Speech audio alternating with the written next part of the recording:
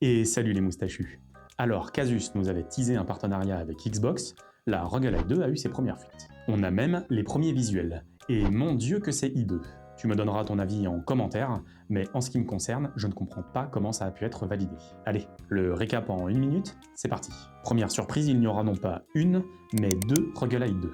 On aurait droit à une version blanche un peu plus light en puissance, un peu comme a pu faire Lenovo avec sa Legion Go S. Sauf que, contrairement à la Legion Go S, on ne serait pas sur une puce Z2 Go, mais sur une puce AMD Aeris Plus à 4 cœurs avec un TDP de 20 watts. Celle-là même qui intégrerait le futur Steam Deck 2.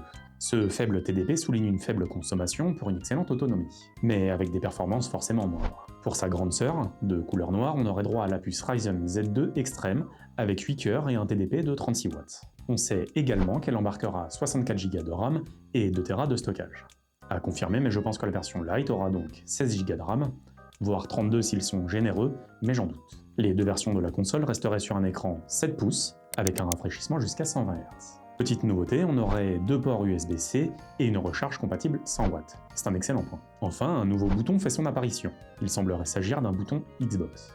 Tu l'as sûrement déjà remarqué, mais les poignées ont également pris de l'embonpoint, se rapprochant alors du design des manettes Xbox, comme les boutons A, B, X, Y qui en prennent les couleurs d'ailleurs. On aurait aimé savoir si cette version Lite disposera de SteamOS, mais je pense qu'Xbox ne laissera pas un OS concurrent à Microsoft sur cette console. La Rogue Ally 2 sera probablement dévoilée officiellement fin mai, à l'occasion du Computex 2025.